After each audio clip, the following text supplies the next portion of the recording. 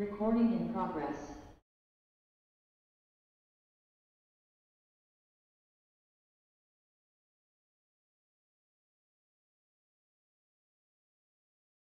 First thing,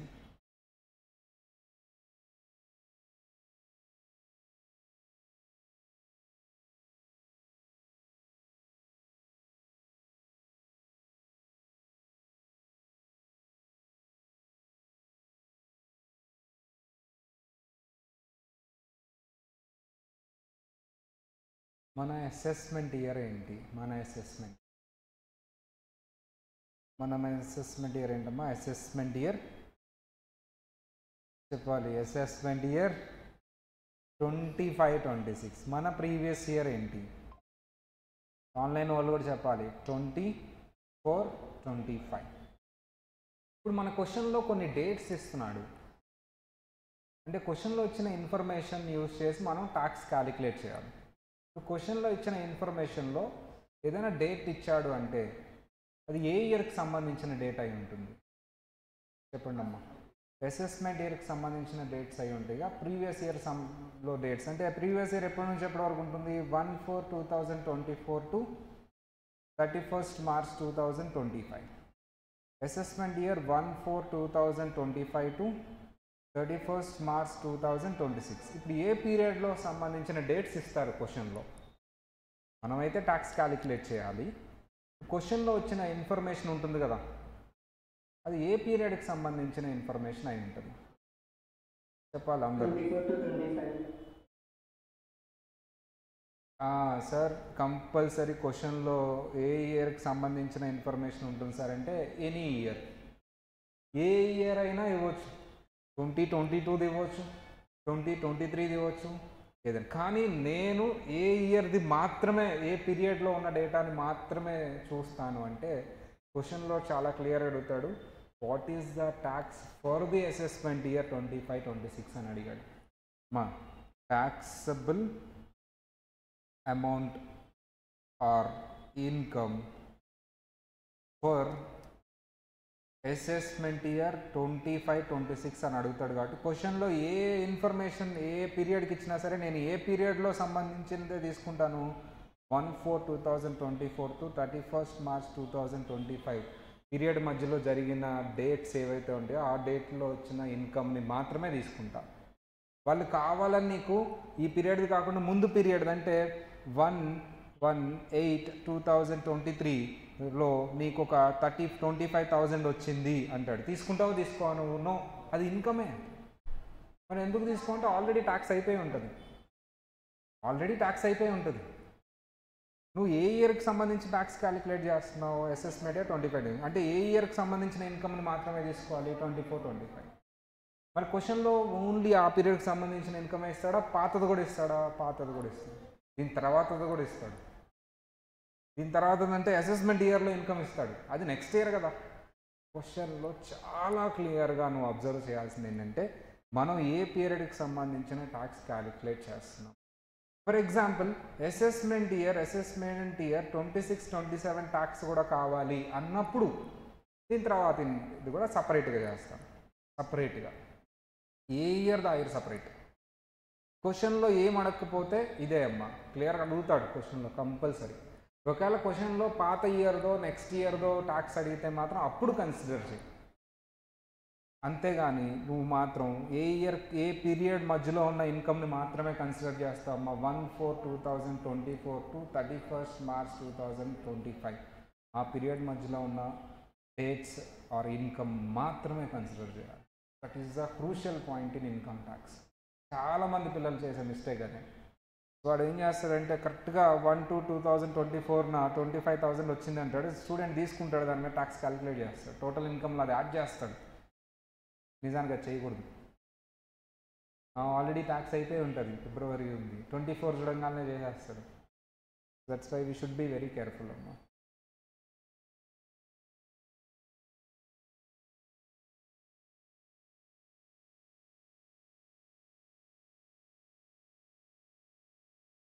ఎవరు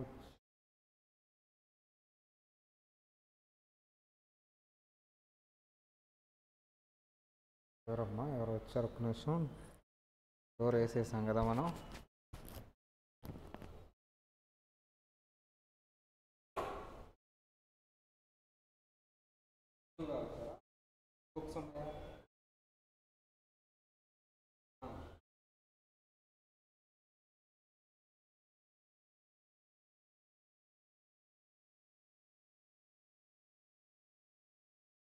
time అయిపోయింది కదా.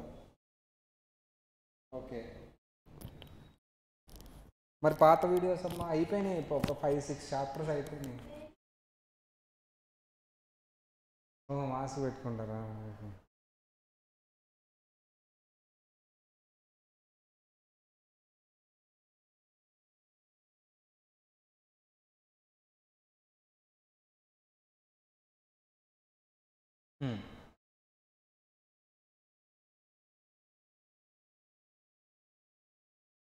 So what is the difference between exemptions and deductions?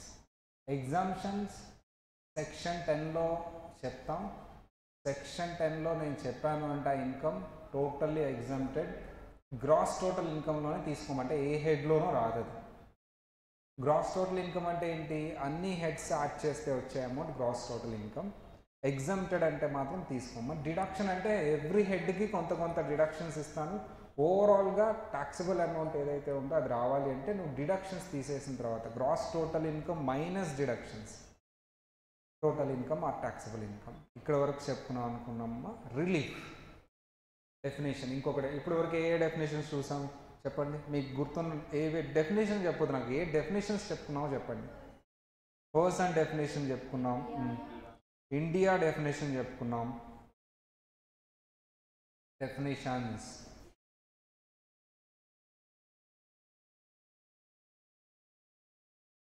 Gross total income definition చెప్పుకున్నాం,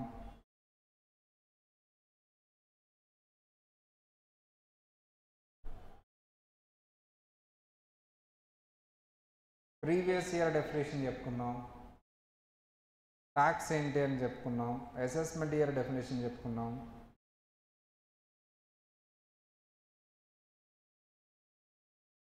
income అంటే ఏంటో కూడా చెప్పుకున్నాం కదా డెఫినేషన్, టోటల్ ఇన్కమ్ డెఫినేషన్ చెప్పుకున్నాం,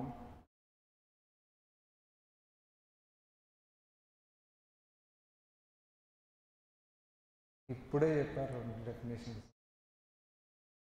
ఎగ్జామ్షన్ అంటే ఏంటో చెప్పుకున్నాం, ఇంకొకటి రిడక్షన్ అంటే ఏంటో చెప్పుకున్నాం. ఇన్ని డెఫినేషన్ ఇంకా ఉన్నాయి. ఎస్ఎస్సి అంటే ఏంటో చెప్పుకున్నాం కదా. ఇవన్నీ డెఫినేషన్స్ చెప్పుకున్నాం, అన్నీ చదవాలి. ఈరోజు వీకెండ్ లేదు కాబట్టి ఈ వీక్ సరిపోయింది, లేకపోతే వీకెండ్లో అడుగుతాను నేను డెఫినేషన్స్ రాయాలి. ఓకేనా? సరే, ఇప్పుడు ఏ డెఫినేషన్ చెప్పుకోబోతున్నాం సార్ అంటే, మా డెఫినేషన్స్ రాయమని అడగడు అనే డెఫినేషన్ గుర్తుండాలి. రిలీఫ్, వాట్ ఈజ్ రిలీఫ్ అనేది point. For example, one person is there,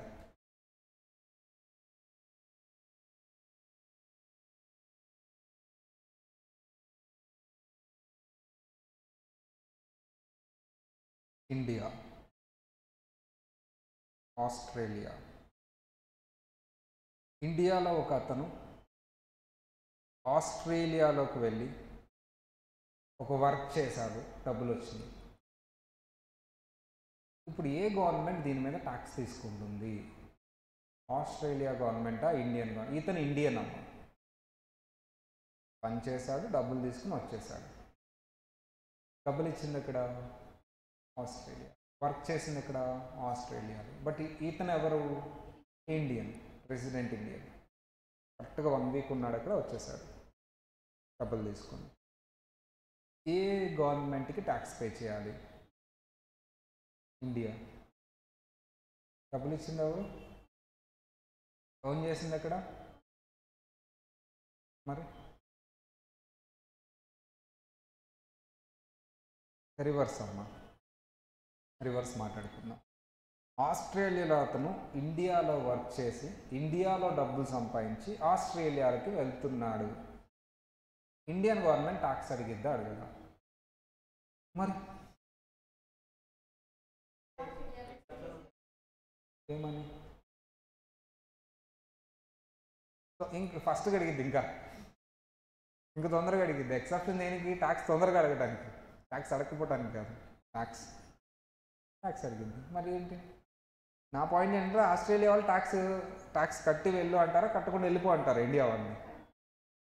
నువ్వు అసలు ఆస్ట్రేలియా వాళ్ళని వదిలితే కదా ఫస్ట్, నువ్వు వదలలేదు, నువ్వు ట్యాక్స్ తీసుకున్నావు. అలాగే ఆస్ట్రేలియా వాళ్ళు కూడా ఏం చేస్తారు? ట్యాక్స్ కట్టే బయటకు వెళ్ళి అంటారు, అతను చిప్ వేసుకుని. మళ్ళీ ఇండియాకి వచ్చి ఇండియా వాళ్ళు వదులుతారా? నువ్వు మా సిటిజన్, నువ్వు ఎవరికి ట్యాక్స్ కడితే నాకెందుకు ఇక్కడ ట్యాక్స్ కట్టు. సో ఇతను ఇక్కడ ఒక 100 రూపీస్ ట్యాక్స్ కట్టాడు, ఇండియాలో ఏమో 200 ట్యాక్స్ కట్టాడు ఒకే ఇన్కమ్ మీద. మిగిలేదేముంది? 10 రూపాయలు 5 రూపాయలు ఎంతో. ఇందుకు ఇలా ట్యాక్స్ కట్టాలా కట్టకూడదా? SR no? ఎవరో ఒకరికే కట్టాలా, ఇద్దరు కంట్రీస్కి కట్టాలా? The answer is both. But ఈ డబుల్ టాక్సేషన్ అంటారు దీన్ని అవాయిడ్ చేయడానికి రిలీఫ్ ఇస్తారు. ఏమిస్తారమ్మా? రిలీఫ్. ఒక కంట్రీ రిలీఫ్ ఇస్తారు. ఏ కంట్రీలతో ఏం చేస్తారో ఆ కంట్రీకి ట్యాక్స్ తీసుకునే పవర్ ఉంటుంది. ఏ కంట్రీ సిటిజనో వాళ్ళు రిలీఫ్ ఇస్తారు. అంటే ఇండియా రిలీఫ్ ఇస్తారు. ఫస్ట్ కేసులో ఎవరు రిలీఫ్ ఇస్తారమ్మా? ఫస్ట్ కేసులో ఇండియా రిలీఫ్ ఇస్తారు. సెకండ్ కేసులో ఎవరు రిలీఫ్ ఇస్తారు? ఆస్ట్రేలియా రిలీఫ్ ఇస్తారు. ఇప్పుడు ఫస్ట్ కేసులో ఇండియా రిలీఫ్ ఇవ్వాలి.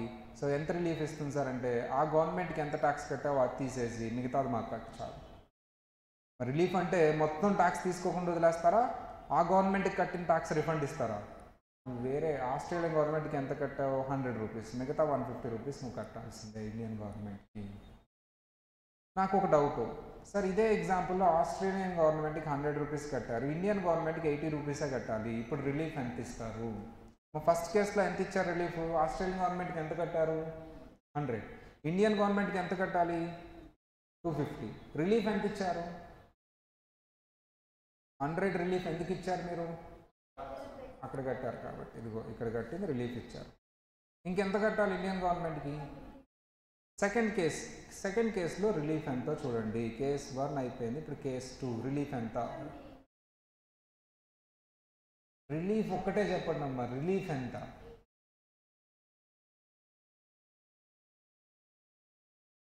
మళ్ళీ అడుగుతున్నా, జాగ్రత్త చూడండి. ఇక్కడ రిలీఫ్ ఎంత ఇచ్చారు ఫస్ట్ కేసులో? ఎందుకు ఇచ్చారు 100? పే చేసి ఎంత పే చేశారు? 100 పే చేశారు కాబట్టి 100 రిలీఫ్ ఇచ్చారు, రిమైనింగ్ కట్టుకున్నారు. సెకండ్ కేసులో ఆస్ట్రేలియన్ గవర్నమెంట్కి ఎంత పే చేశారు? 100. రిలీఫ్ ఎంత ఇవ్వాలి?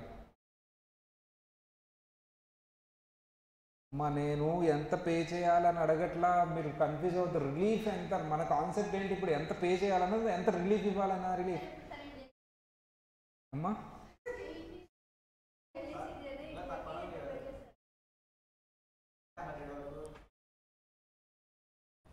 100 రిలీఫా? 100 రిలీఫ్ ఇస్తే 20 నెగిటివ్ వస్తుంది కదా. అవును, కట్టేశారు. రిలీఫ్ లేదంటారు. మళ్ళీ ఎంత కట్టాలని నేను అడగట్లా. మై క్వశ్చన్ ఈజ్ రిలీఫ్ ఎంత ఇస్తారని అడుగుతున్నా. ఆ క్వశ్చన్ రిలీఫ్, ఇక్కడ రిలీఫ్ ఎంత ఇచ్చారు? సెకండ్ కేసులో రిలీఫ్ ఎంత ఇస్తారు? 0నా? నువ్వమ్మా రిలీఫ్ ఏమి ఇవ్వరా? రిలీఫ్ ఏమి ఇవ్వలేదంటే 0, 80 కట్టాలి. కరెక్టే. మరి రిలీఫ్ ఏమి ఇవ్వలేదు అంటే 0, 80 కట్టాలి. మరి రిలీఫ్ లేదంటే, మరి రిలీఫ్ ఏమి ఇవ్వలేదు అంటే ఎంత ఉంటే అంత కట్టాలి కదా. రిలీఫ్ తీసేసి రిమైనింగ్ కట్టాలి, అది కదా కాన్సెప్ట్. చిన్నపిల్లల లెక్కమ్మా ఇది. ఓకేనా? నేను కన్ఫ్యూజ్ అవుతానంటే ప్రపంచం అంతా కన్ఫ్యూజనే. మనం క్లారిటీ తెచ్చుకోవాలి. ఆస్ట్రేలియన్ గవర్నమెంట్కి ఎంత కట్టారు? దాన్ని సింపుల్గా చెప్పేయచ్చు నేను. కాకపోతే నువ్వేంటంటే అంతేనా అంటావు. మరి ఏదైనా సరే సింపుల్గా చెప్తే ఎవరికైనా ఎట్లుంటుందమ్మా? అంతే. దీన్ని నేను తర్వాత ఎక్స్ప్లెయిన్ చేస్తాను, ఒక పాయింట్ చెప్తే అయిపోద్ది. అంతేనా అని చూస్తావు.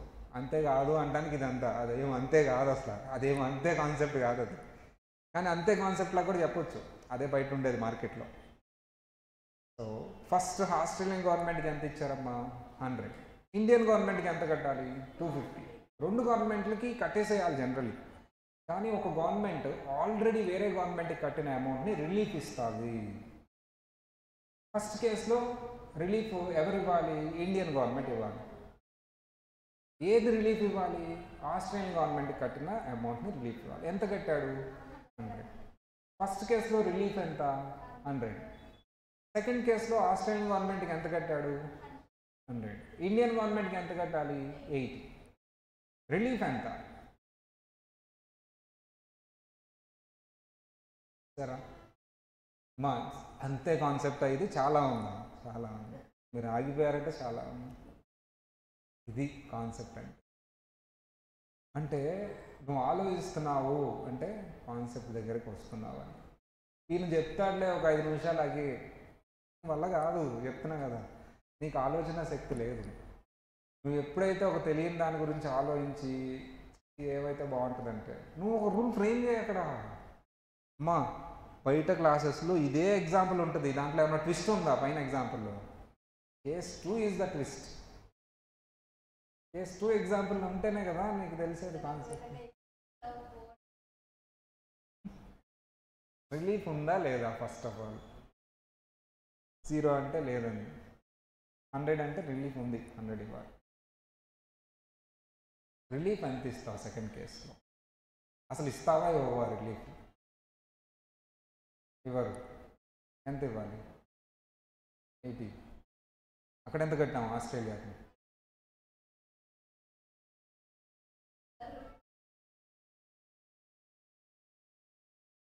రిలీఫ్ నా గవర్నమెంట్కి ఎంత ట్యాక్స్ కట్టాలి అనే దాని మీద ఉంటుందా? వేరే గవర్నమెంట్కి ఎంత ట్యాక్స్ కట్టావు అనే మీద ఉంటుందా? ఇక్కడ రిలీఫ్ 250ని బేస్ చేసుకొని ఇచ్చాను నేను.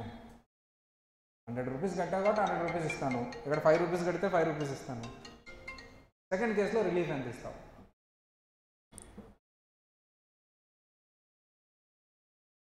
మా అర్థమైందా టీచింగ్ ప్యాటర్న్? ఇదే అసలు క్వశ్చన్ అడగకుండా కూడా చెప్పేయచ్చు. చెప్తా ఇప్పుడు. అప్పుడు నీకు అర్థమైంది, ఓహో అనుకుంటావు, నీకు అర్థమైంది అనుకుంటావు. కానీ నేను చెప్పాను, అది నీకు రాలా. అర్థమైందా? నేను చెప్పాను అది. బట్ నేనేమి ఎక్స్పెక్ట్ చేస్తాను తెలుసా? నీకు రావాలి, నీకు ఆలోచన శక్తి రావాలి. అప్పుడు ఎగ్జామ్లో ఎలాంటి క్వశ్చన్ అడిగినా బ్రేక్ చేసే పవర్ నీ బ్రెయిన్కి వస్తుంది. చెప్పింది చెప్పినట్టు చదువుకునే వాళ్ళు వేరు, చెప్పింది చెప్పినట్టు చదువుకుని దానికి ఎడిషనల్గా కూడా థింక్ చేసేవాళ్ళు వేరు. ఇప్పుడు మా ప్రొఫెషనల్ కోర్స్కి ఎవరు కావాలమ్మా? చెప్పింది చెప్పినట్టు చదువుకునే వాళ్ళు కావాలా, దానికి పైగా ఆలోచించే వాళ్ళు కావాలా? చెప్పింది అర్థం చేసుకొని దాన్ని ఇంకొంచెం డీటెయిల్డ్గా గ్రిప్ ఉంటేనే కింద దాన్ని సాల్వ్ చేయగలను.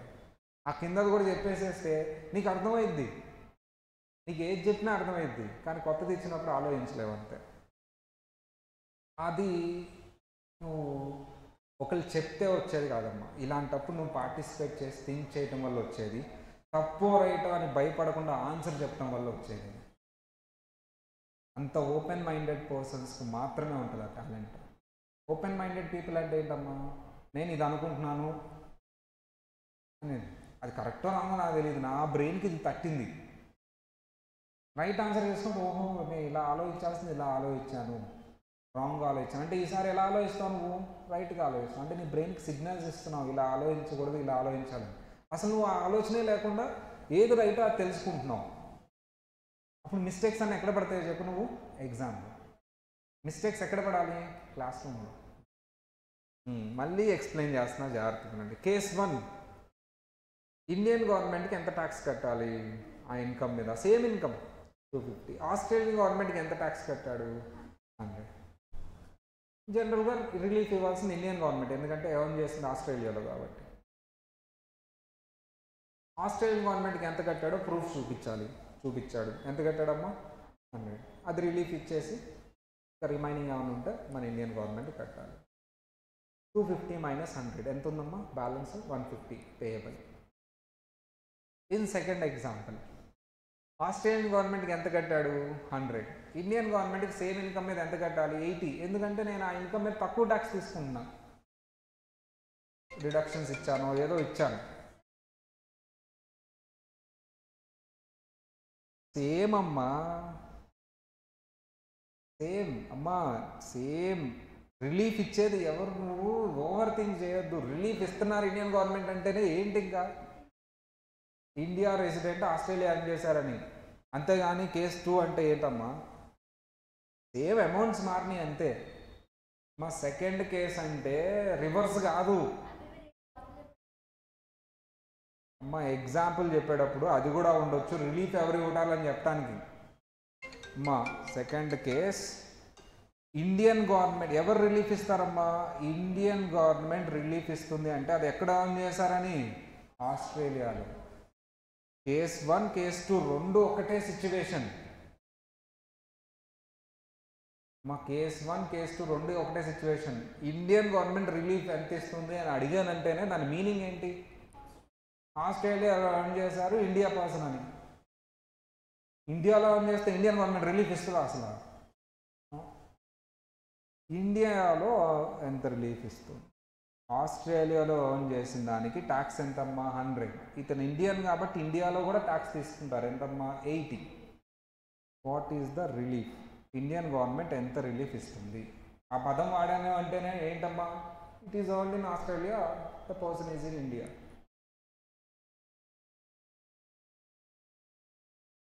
ఎందుకు ఇంత సాగదీస్తున్నా? ఆన్సర్ చెప్పేయచ్చు కదా. ఇంత సాగదీసినప్పుడు ఇద్దరు పర్సన్స్ డివైడ్ అయిపోతారమ్మా.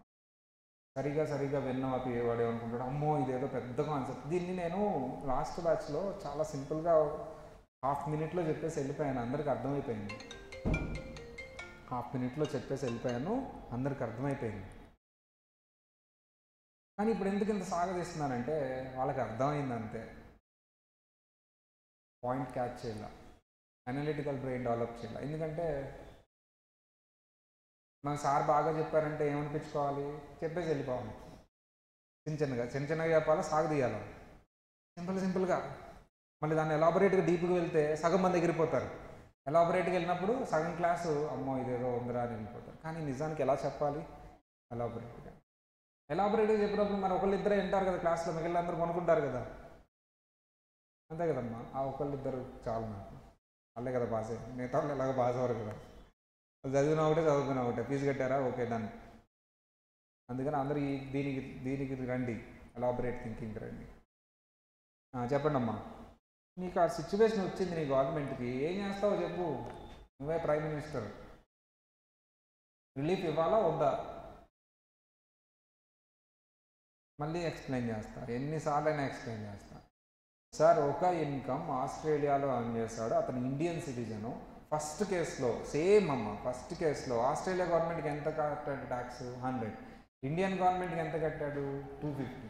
రిలీఫ్ ఎవరు ఇవ్వాలి? ఇండియా. ఎంత ఇచ్చింది రిలీఫ్?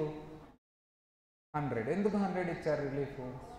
ఆస్ట్రేలియాలో 100 పే చేశారు కాబట్టి ఆల్రెడీ ఈ ఇన్కమ్ మీదే, సో డబుల్ టాక్సేషన్ ఉండకూడదు కాబట్టి 100 తీసేసి రిమైనింగ్ తీసుకున్నాం. సేమ్ అదే ఇంకొక పర్సన్ సేమ్ ఆస్ట్రేలియాకి వెళ్ళాడు, ఒక ఇన్కమ్ ఆన్ చేశారు, దాని మీద ఎంతమ్మా ట్యాక్స్? 80. బట్ ఇండియాలో ఆ ఇన్కమ్కి తక్కువ ట్యాక్స్ పడింది. ఎంతమ్మా?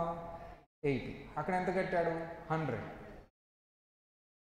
అదేంటి అతనికి 100, ఇక్కడ 250, ఇక్కడ 100 అయితే ఇక్కడ 80 ఎట్లా అయిందంటే ఆ ఇన్కమ్కి ఇండియాలో తక్కువ ట్యాక్స్ పడింది, అందుకని 80. రిలీఫ్ ఎంత? ఆన్సర్ ఎంతమ్మా? 80 రిలీఫ్. పేయబుల్ 0నా? నేనెంత కట్టాను గవర్నమెంట్కి? 100 కదా.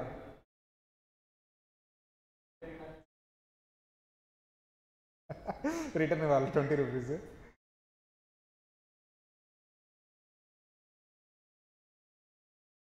తెలీదా? ఆయన ఆన్సర్ ఆయన చెప్పాడు, రిలీఫ్ 80 ఇవ్వాలి సార్ అని. నువ్వు ఆన్సర్ నువ్వు చెప్పు, రిలీఫ్ ఎంత ఇవ్వాలి? ఏదో ఒకటి చెప్పమ్మా, 0నా ఏదో ఒకటి చెప్పు. చూసారా ఆన్సర్ అంటే ఆలోచన శక్తి, ముందడికి వేయలేకపోవటం. నీకు ఒకటి తెలుసా, ఎగ్జామ్లో ఇదే అందరూ ఆగిపోయింది. ఎగ్జామ్లో ఫెయిల్ అయ్యేది అందరు దీనికే తెలుసా. సగం వచ్చు, కంప్లీట్ రాదు. ఎలాగో కంప్లీట్ రాదు కదా అని చెప్పరు వాళ్ళు. వచ్చినా రాకపోయినా వచ్చిన చెప్పారు. నేను ఈ స్టేజ్కి రావడానికి కూడా రూల్ అదే, కొద్దిగా తెలుసు, ఒకప్పుడు నాకు ఆ వచ్చిందని బాగా ప్రజెంట్ చేస్తా బాగా. మొత్తం తెలిసినోడు అసలు ఏం మాట్లాడలేదు కదా. ఇప్పుడు ఎవరిని అప్రిషియేట్ చేస్తారమ్మా? ప్రజెంట్ చేసిన వాళ్ళే అప్రిషియేట్ చేస్తారు. ఆ మిగతా తర్వాత నేర్చుకుంటారు. బట్ వచ్చింది మాత్రం చాలా బాగా చెప్తా. అలా ఈ స్టేజ్కి వచ్చా, అలా అన్నీ తెలుసుకున్నా. అప్పుడు నాకు మోటివేషన్ వచ్చింది, ఏమని? మిగతాది కూడా తెలుసుకోవాలి. ఎందుకంటే చిన్న తెలిసింది ప్రజెంట్ చేసినందుకు క్లాప్స్ వచ్చినాయి, అప్రిషియేషన్ వచ్చింది కదా. అదేదో మొత్తం తెలుసుకుని చెప్తే బాగా వస్తుంది కదా అని మొత్తం తెలుసుకోవడం స్టార్ట్ చేశా. నువ్వు అయిపోయిందమ్మా, నీ ఆన్సర్ అయిపోయింది. నువ్వు కూడా చెప్పమ్మా, ఎంత రిలీఫ్ ఇస్తారు? అయ్యో, ఎంతోమంది చెప్పాలి కదా, ఉందో లేదో ఎంతో కూడా చెప్పాలి. ఆన్లైన్ వాళ్ళని ఎలాగో అడగలే నేను. క్యాలిక్యులేషన్ ఏమి ఉండదు అక్కడ. ఏముంటుంది క్యాలిక్యులేషన్? ఆ గవర్నమెంట్కి 100 రూపీస్ కట్టాం, ఇక్కడ 80 రూపీస్ కట్టాలి, రిలీఫ్ ఉందా లేదా చెప్పాలి, ఉంటే ఎంత, అంతే.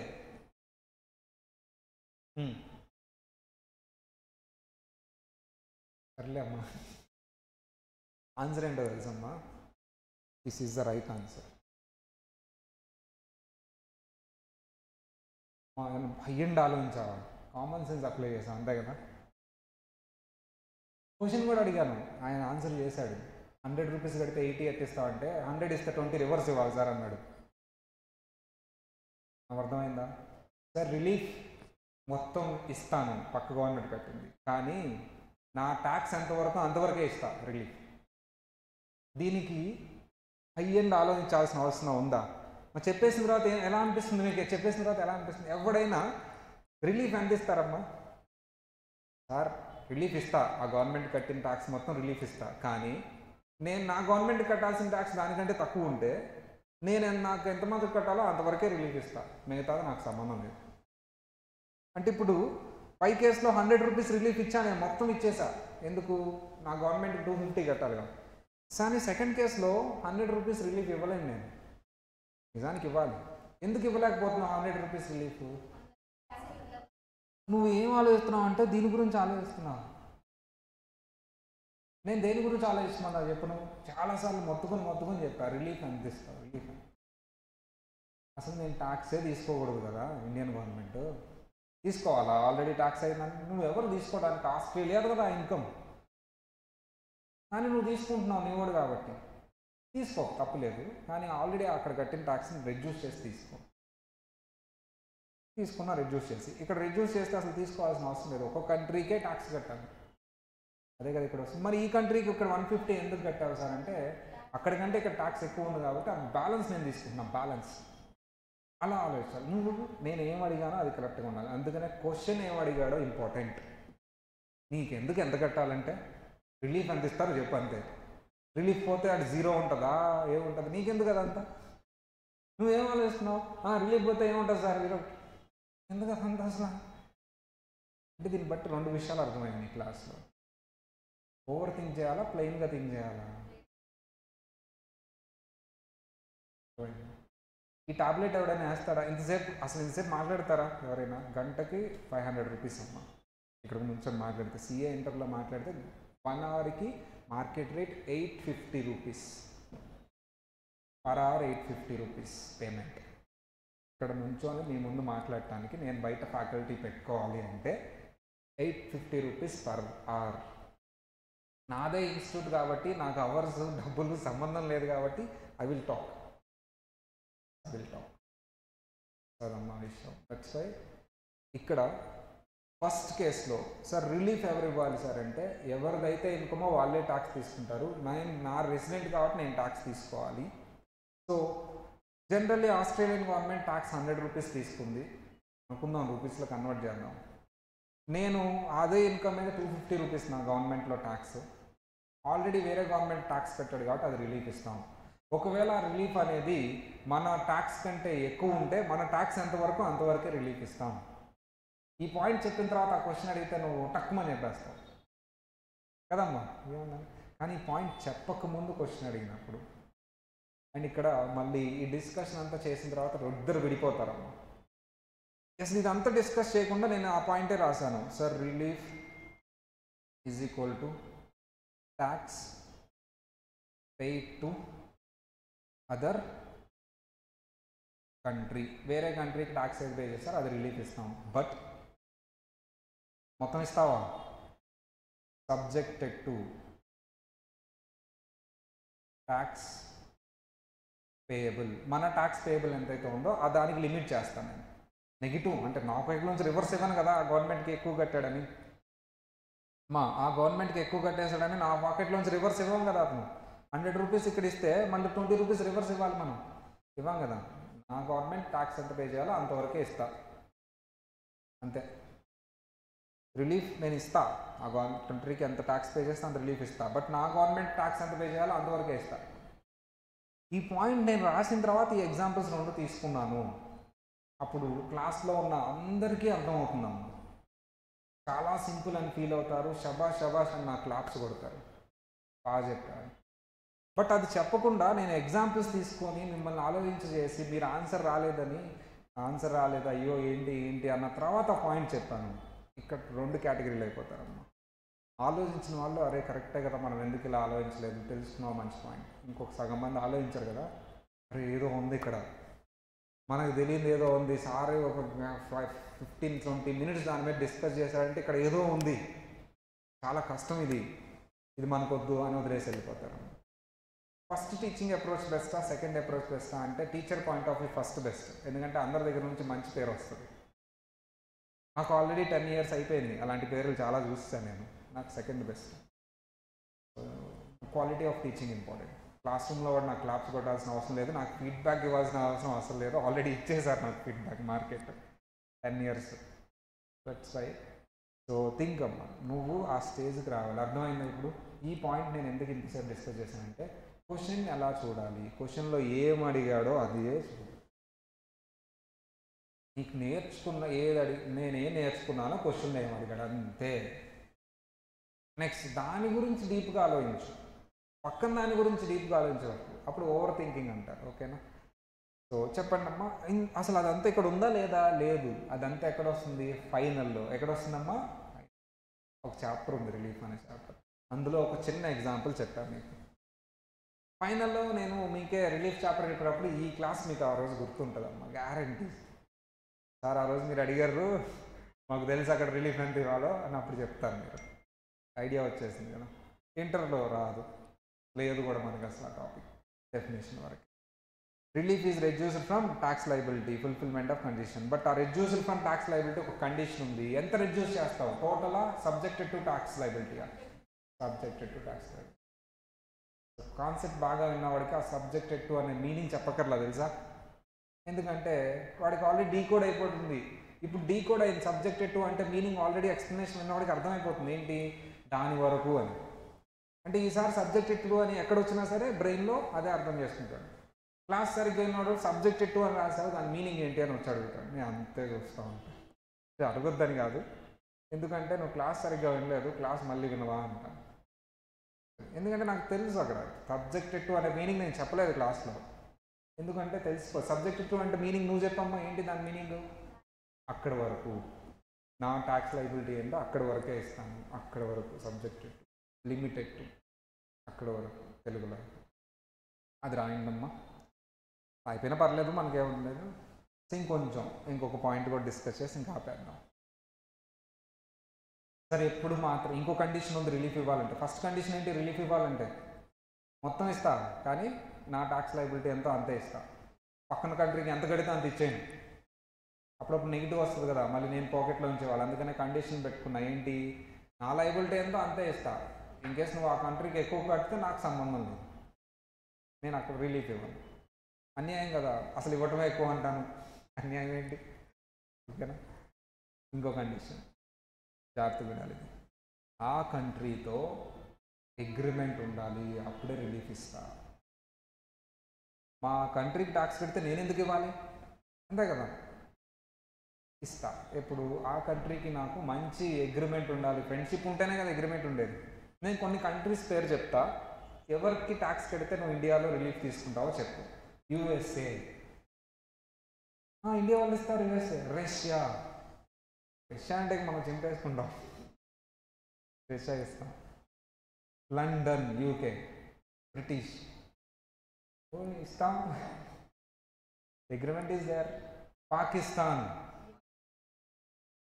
లేదు, పాకిస్తాన్ గవర్నమెంట్కి ₹1,00,000 కట్టాను సార్, నువ్వు ₹1,00,00,000 అని కట్టు, నేను రూపాయి కూడా ఇవ్వను relief, because there is no agreement. ఇవ్వను. అదేంటి సార్ డబుల్ టాక్సేషన్, వాళ్ళు ₹1,00,000 మీరు ₹1,00,000 ఇస్తే నాకేముంటుంది? ఏం ఉండదు, నాకు తెలియదు అంటే నేను ఇవ్వను. అగ్రిమెంట్ లేదు, అగ్రిమెంట్ లేదు. ఇరాన్ అగ్రిమెంట్, చైనా అగ్రిమెంట్ ఉంది, చైనా ఉంది, తప్పట్లా, చైనా తప్పట్లా, అది చైనాకి తప్పట్లా మనం. There is a disturbance are there, but ఎక్కువ ట్రేడ్ చైనాతో జరుగుతుంది ఇండియా నుంచి, ఎక్కువ ట్రేడ్ జరుగుతుంది.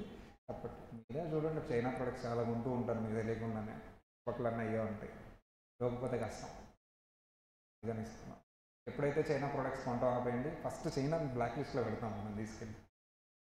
ఎందుకమ్మా మొన్న చైనా యాప్స్ కూడా ఎక్కువైపోయింది, ఇంకా ఇండియా చైనానా ఇండియానా సంబంధం లేకుండా ఉంది, మన డేటా అంతా వెళ్ళిపోతుందని మోడీ గారు చైనా యాప్స్ అన్ని బ్యాన్ చేశారు. TikTok is there.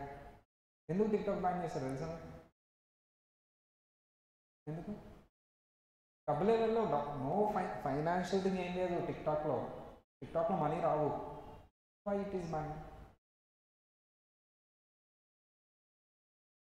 ప్రతిదీ మన నేషనల్ సెక్యూరిటీకి సంబంధించిన ఇన్ఫర్మేషన్, వాడి పర్సనల్ లైఫ్ అంతా టిక్టాక్లో పెడుతున్నారు తీసుకెళ్ళి. ఇండియా గురించి తెలుసుకోవాలంటే ఏం చూడక్కర్లా, టిక్టాక్ చూస్తే చాలు మొత్తం తెలిసిపోద్ది. ఇప్పుడు ఇన్స్టాగ్రామ్, ఇండియాలో చిటుక్కుమన్నా సరే తెలిసిపోద్ది. చైనా వాడంతా డేటా అంతా ఫుల్ కలెక్ట్ చేసి పెట్టుకుంటున్నాడు. ఇండియా ఏం చేస్తుంది, ఇండియాలో ఏం తయారు చేస్తున్నారు, ఇండియాలో ఏం చేయట్లేదు, ఇండియాలో ఏంటి, ఇండియా ప్లస్ ఏంటి, ఇండియా మైనస్ ఏంటి, చక్కగా స్టడీ చేసుకుంటున్నాడు టిక్టాక్ చూసి. వాడాపే కానీ ఇండియా వాళ్ళకి ఏం అమ్మాలి అనేది వాడికి తెలిసిపోతుంది, ఇండియా వాళ్ళ వీక్నెస్ ఏంటో వాడికి తెలిసిపోతుంది, దాని మీద కొడుతున్నాడు వచ్చి. మనకి చైనా గురించి మనకు తెలుసా? కానీ ఇండియా గురించి వాళ్ళకి తెలుసు ప్రతి ఒక్కరికి. అక్కడ ప్రతి ఇంటికి ఒక మ్యానుఫ్యాక్చరింగ్ యూనిట్ ఉంటుందమ్మా, ఇల్లు ఎలాగో వాళ్ళకి ఫ్యాక్టరీ అలాగా. బట్ చక్కగా తెలుసుకుంటున్నాడు, ఇండియా వాళ్ళు చేయలేదా, ఇండియా వాళ్ళు క్యాలిక్యులేటర్ రాదా, ఇండియా వాళ్ళు ఇదా అని చెప్పేసి చక్కగా తయారు చేస్తుంది, చైనాకి డంప్ చేస్తున్నాడు. అదొక రీజన్ అంతే. National security is another reason. బోర్డర్లో ఎక్కడెక్కడ ఎవరు ఉన్నారు, ఎవరు లేరు. పోలీస్ ఆఫీసర్స్ కూడా టిక్ టాక్ చేసిన రోజులు ఉన్నాయి తెలుసా, మిలిటరీ వాళ్ళు కూడా. అందుకని బ్యాన్. చాలా కొన్ని కంట్రీస్తో అగ్రిమెంట్ ఉండాల్సి వచ్చింది, కొన్ని లేవు. ఫైనల్లో తెలుస్తుంది మీకు ఏ కంట్రీస్తో అగ్రిమెంట్ ఉంది, ఏ కంట్రీస్తో లేదు. ఇంతకీ అగ్రిమెంట్ ఉన్న వాళ్ళకి రిలీఫ్ ఇస్తావా, అగ్రిమెంట్ లేని వాళ్ళకి రిలీఫ్ ఇస్తావా? ఎంత ఇస్తావు? వాళ్ళకి ఎంత ట్యాక్స్ కడితే అంత ఇస్తాను, డబుల్ ట్యాక్సేషన్ ఉండకూడదు కాబట్టి. కానీ నా ట్యాక్స్ లయబిలిటీ ఎంతో అంతవరకు మాత్రమే. ఓకేనా? సింపుల్ పాయింటే, కానీ ఎలా చెప్పాలో అలా చెప్తే అప్పుడు అర్థమైంది మీకు. సో సింపుల్గా చెప్పాలంటే సింపుల్గా చెప్పవచ్చు, కాంప్లికేట్ చేయాలన్నా కాంప్లికేట్ చేయొచ్చు. ఎగ్జామ్ కూడా అంతే, మీకు సింపుల్గా ఇవ్వాలంటే సింపుల్గా ఇవ్వచ్చు, సేమ్ పాయింట్ని కాంప్లికేట్ చేసి కూడా అడగచ్చు. అంటే ఏం లేదు, చిన్న ట్విస్ట్ పెట్టి అడిగితే చాలు, నువ్వు అన్నిటికీ రెడీ అయి ఉండాలి. మరి ట్యాక్స్ దేని మీద ట్యాక్స్ క్యాలిక్యులేట్ చేస్తావు? అందరు చెప్పాలి, దేని మీద ట్యాక్స్ క్యాలిక్యులేట్ చేస్తావు? ట్యాక్సబుల్ ఇన్కమ్ మీద ట్యాక్స్ లయబిలిటీ చేసి దాన్ని పే చేస్తావు, ట్యాక్స్ పే. అదే నెక్స్ట్ చాప్టర్స్ అన్నీ. ఈ చాప్టర్స్లో అదే నేర్చుకోబోయేది. అంటే ఈ చాప్టర్లో ఏమి ఇస్తాడు క్వశ్చన్లో నీకు? అందరు చెప్పాలమ్మా, ఈ చాప్టర్లో క్వశ్చన్లో ఏమి ఇస్తాడు నీకు? Taxable income. నువ్వేం క్యాలిక్యులేట్ చేయాలి? Tax liability. మరి ట్యాక్సబుల్ ఇన్కమ్ ఎలా క్యాలిక్యులేట్ చేయాలి? నెక్స్ట్ చాప్టర్స్ అన్నీ అదే. మా అర్థమైంది అందరికీ? ఫస్ట్ చాప్టర్లో మాత్రం ఏది క్యాలిక్యులేట్ చేయటం నేర్చుకుంటావు నువ్వు? ట్యాక్స్. దేని మీద ట్యాక్స్ క్యాలిక్యులేట్ చేస్తావు? ట్యాక్సబుల్ ఇన్కమ్ ఆ టోటల్ ఇన్కమ్. మరి నెక్స్ట్ చాప్టర్స్ అన్నీ ఏం క్యాలిక్యులేట్ చేస్తాను? Total income. టోటల్ ఇన్కమ్ ఎలా వచ్చింది? హెడ్స్ అన్ని యాడ్ చేసేస్తే, అంటే ఒక్కొక్క హెడ్ చూడండి, నువ్వు ఇండెక్స్ చూడమ్మా, నెక్స్ట్ చాప్టర్స్ అన్నీ హెడ్సే, అవన్నీ టోటల్. అంటే ఫస్ట్ చాప్టర్లో ట్యాక్స్ క్యాలిక్యులేట్ చేయడం నేర్చుకుంటాం, అండ్ నెక్స్ట్ అన్ని చాప్టర్స్లో ఇన్కమ్ ఎలా క్యాలిక్యులేట్ చేయాలో నేర్చుకుంటాం. నీకు లైఫ్లో బాగా హెల్ప్ అయ్యేది ఫస్ట్ చాప్టర్. ఇన్కమ్ ఎంతో క్లయింట్ చెప్పేస్తాడు, నువ్వేం చేయాలి? Tax calculate. అప్పుడప్పుడు క్యాపిటల్ గెయిన్ వాటిల్లో ఇన్కమ్ ఎంతో క్లయింట్ చెప్పడు, వాళ్ళు చెప్పినా సరే మళ్ళీ దాన్ని మాడిఫై చేయాలి రూల్స్ ప్రకారం. సో నెక్స్ట్ చాప్టర్స్ అన్నీ అదే. పవర్ టు లెవీ ట్యాక్సెస్ అమ్మ, కాన్స్టిట్యూషన్లో ఇది అంతా డీటెయిల్గా చెప్పాము. ఆర్టికల్ నెంబర్స్ చెప్పండి అమ్మ ఫాస్ట్గా. 265, 245, 246 అవే చెప్పాను నీట్గా ఒక సమ్మరీ లాగా. ఆల్రెడీ అయిపోయింది కదా మనకి. Union list, state list, concurrent list చెప్పుకున్నావా?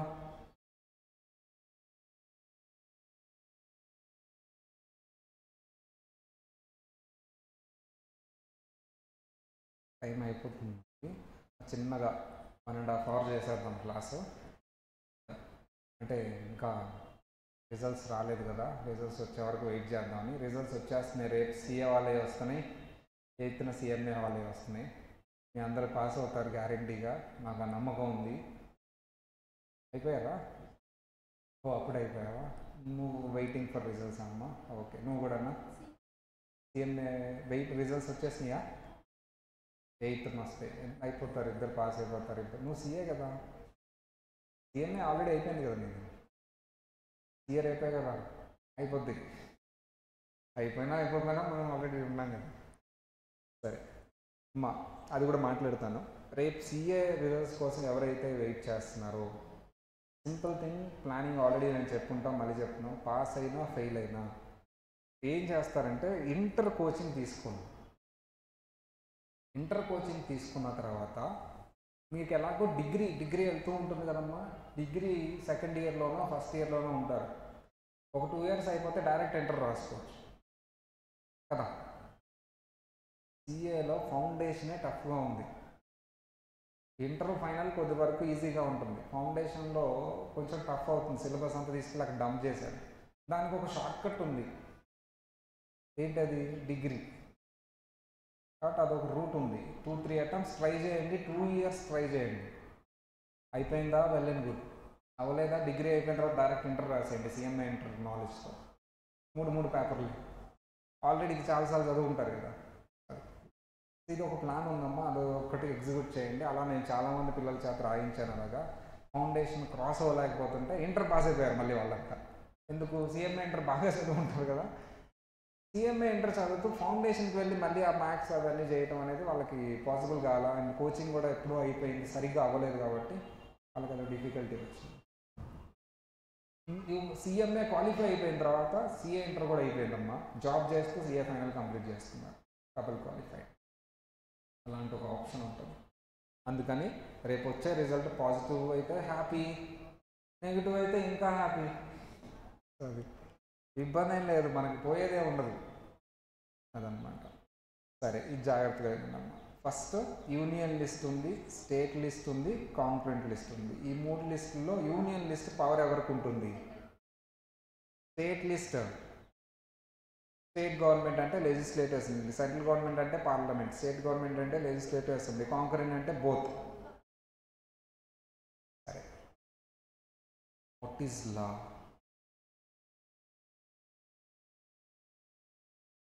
What is act?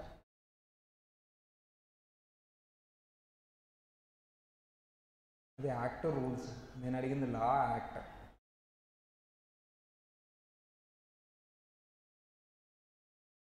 ఓహో, correct, but not exactly correct.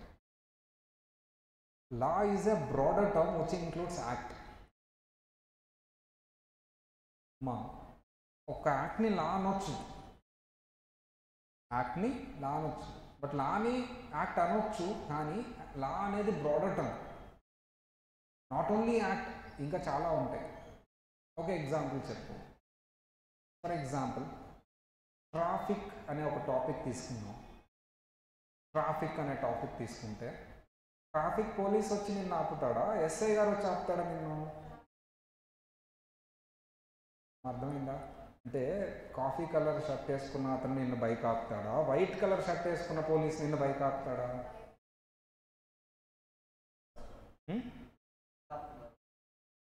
ఇప్పుడని కాదు, ఎప్పుడు అదే జరిగిందిలే, ఇద్దరు ఆపచ్చు. ట్రాఫిక్ కానిస్టేబుల్ నిన్ను స్టాప్ చేయొచ్చు, ట్రాఫిక్ కానిస్టేబుల్ ఎస్ఐ నిన్ను ఆపొచ్చు, ఇక్కడ రెగ్యులర్గా ఉండే ఎస్ఐ కూడా నిన్ను ఆపొచ్చు. సరే, పెడిస్ట్రియన్ యాక్ట్ అని ఒకటి ఉంటుంది. పెడిస్ట్రియన్ అంటే ఫుట్పాత్ మీద నడిచే వాళ్ళకి ఎంతసేపు టైం ఇవ్వాలి నడవటానికి వాళ్ళు. పెడిస్ట్రియన్ యాక్ట్ ఉంది, ఇండియన్ పీనల్ యాక్ట్ ఉంది, IPC సెక్షన్స్ ఉంటాయి. యాక్సిడెంట్ అయితే ఎంత ఇవ్వాలి ఏంటి, అది ఒక యాక్ట్ ఉంది. అంటే ట్రాఫిక్ అంటే ఒక యాక్టేనా, చాలా యాక్ట్స్ అప్లై అవుతున్నాయా? చాలా యాక్ట్స్. లైసెన్స్ ఇవ్వడానికి ఒక యాక్ట్ అప్లై అవుతుంది. ట్రాఫిక్లో నువ్వు తిరగాలి అంటే బండి వేసుకుని నీ బండికి రిజిస్ట్రేషన్ ఇవ్వాలంటే రిజిస్ట్రేషన్ యాక్ట్ అప్లై అవుతుంది. ఇవన్నీ దేని గురించి మాట్లాడుతున్నాయి? Traffic. Road and transport act apply అవుతుంది. అంటే ఒక ట్రాఫిక్ లా అని చెప్తే ఒక యాక్టే ఉందా? చాలా ఉన్నాయా? చాలా. ట్రాఫిక్కి సంబంధించి ఇవన్నీ యాక్ట్స్ ఫాలో అవ్వాలి. ట్రాన్స్పోర్ట్కి సంబంధించి మళ్ళీ ఇవన్నిట్లో కొన్ని అక్కడ కూడా వస్తాయి. అంటే నేను యాక్ట్స్ గురించి మాట్లాడుతున్నాను, లా గురించి మాట్లాడుతున్నాను. లా అంటే ఒక టాపిక్ అంటే ఒక ఇండియాలో ఒక విషయం ఎలా చేయాలి అంటానికి నీకు ఒక లా, ఒక యాక్టే కాదు, చాలా యాక్ట్స్, చాలా రూల్స్, చాలా రెగ్యులేషన్స్ ఫాలో అవుతూ అది చేయాలి. ఒక యాక్ట్లో చెప్పలేము అది. మళ్ళీ ఇక్కడ ఫాలో అయ్యింది వేరే విషయం దగ్గర కూడా ఫాలో అవ్వాల్సి ఉంటుంది. ఫర్ ఎగ్జాంపుల్ ట్రాన్స్పోర్ట్, ట్రాఫిక్ రెండు వేరు విషయాలు, కానీ రెండింటికి కామన్గా కొన్ని యాక్ట్స్ అప్లై అవుతాయి. మళ్ళీ డిఫరెంట్ యాక్ట్స్ కూడా ఉంటాయి కదా. If you are not suppose to transport narcotic drugs, అంటే మత్తు పదార్థాలు ట్రాన్స్పోర్ట్ చేయడానికి వీలు లేదు తెలియకుండా, దీనికి ట్రాఫిక్ ఏమైనా సంబంధం ఉందా? నో. అక్కడ ట్రాఫిక్ రూల్స్లో ఇది రాదు. మళ్ళీ కామన్గా యాక్ట్ ఏమొస్తుంది? ట్రాన్స్పోర్ట్లో ప్రతి రిజిస్టర్డ్ వెహికల్లోనే ట్రాన్స్పోర్టేషన్ అనేది చేయాలి, నెంబర్ ప్లేట్ ఉండాలి. నెంబర్ ప్లేట్ ఉన్న వెహికల్నే ట్రాఫిక్లో ఉండాలి, ట్రాఫిక్లో కూడా వచ్చింది రిజిస్ట్రేషన్. ఇంకొక ఎగ్జాంపుల్, బిజినెస్. ఇప్పుడు దేని గురించి మాట్లాడుతున్నాను? నువ్వు ఇండియాలో బిజినెస్ చేయాలంటే ఒక యాక్ట్ ఫాలో అయితే సరిపోతుందా? చాలా యాక్ట్స్ ఫాలో అవ్వాలా? ఏమేమి ఒకటి చెప్పమ్మా. నేను కంపెనీ పెడదాం అనుకుంటున్నా బిజినెస్ చేయడానికి ఇండియాలో. ఏంటి ఆ కంపెనీ సార్ అంటే, ఏం కంపెనీ పెడదాం? పానీపూరి చేసే కంపెనీ పెడదాం. చెప్పమ్మా ఏమేమి యాక్ట్లు ఫాలో అవ్వాలి? Company act, food safety, FSSA, income tax act. Obviously నువ్వు there is a business, there is a income tax. Traffic అంటే రాదు ఇన్కమ్ ట్యాక్స్ యాక్ట్, బిజినెస్ అంటే వస్తుంది కదా ఇన్కమ్ ఉంది కదా. మా ఒక యాక్టా ఒకలానా? బిజినెస్ లాస్ అంటారు వాటిని. ఏమంటారమ్మా? మీకు ఫౌండేషన్లో ఉంటుంది ఆ సబ్జెక్ట్. అందుకని ఆ బుక్ పేరు ఏదైనా యాక్ట్ అని రాసారా, బిజినెస్ లాస్ అని రాసారా? Business loss. బుక్ ఓపెన్ చేసి చూస్తే ఒక యాక్ట్ ఉందా? చాలా యాక్ట్స్ ఉన్నాయా? అవన్నీ ఏం చేసేటప్పుడు ఫాలో అవుతావు నువ్వు? బిజినెస్ చేసేటప్పుడు. అందుకని వాటన్నిటిని ఏమన్నావు? Business loss. కంపెనీ లాస్ అని నేను అంటాను.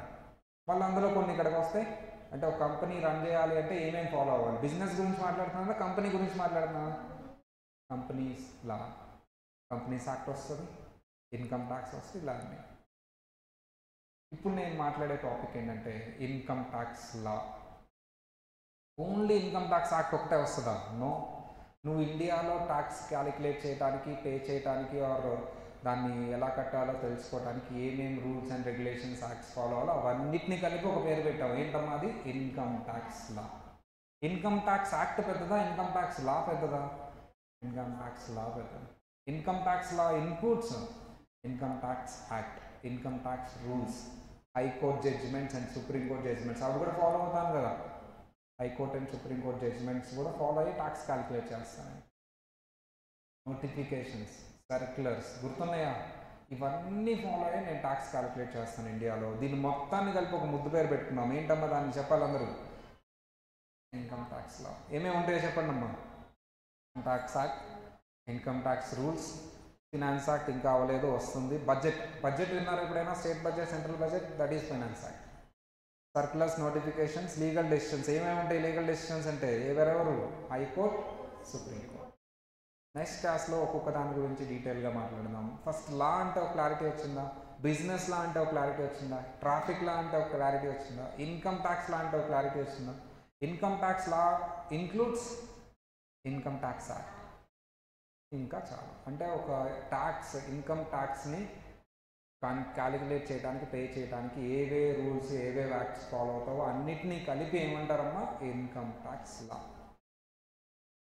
అది అడిగాడు ఒకసారి ఎగ్జాంపుల్. అందరూ ఏం రాశారో తెలుసా? ఇన్కమ్ ట్యాక్స్ లా అంటే ఏం రాసి వచ్చారు? ఐడియా చెప్పండి. ఏం రాసి వచ్చి ఉంటారు? What is income tax law అంటే ఏం రాసి వచ్చి ఉంటారు? MCQsలో ఏది సెలెక్ట్ చేసి ఉంటారు? ఇన్కమ్ ట్యాక్స్ యాక్ట్ సెలెక్ట్ చేసి వచ్చారు అందరు. ఆన్సర్ ఏంటమ్మా? Income tax. All of the above is the answer. Income tax act, income tax rules, high court judgements and other. All of the above పెట్టకుండా అందరూ ఇన్కమ్ ట్యాక్స్ లా అంటే income tax act అని tick పెట్టొచ్చారు. అయిపోయింది. ఎందుకంటే వాళ్ళ దృష్టిలో income tax law is nothing but income tax act. Nothing but కాదు, ఇంక్లూడ్స్ ఆల్. ఓకే, హాలిడే అమ్మ Monday, so will meet in Tuesday.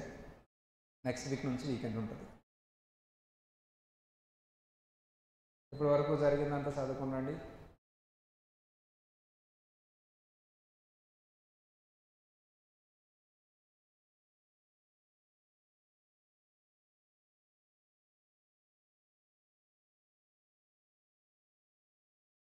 Recording stopped.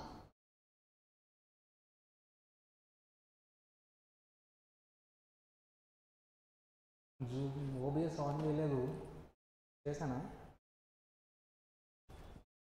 మరి మీకు స్క్రీన్ ఎలా కనపడింది ఓబిఎస్ ఆన్ చేయకుండా?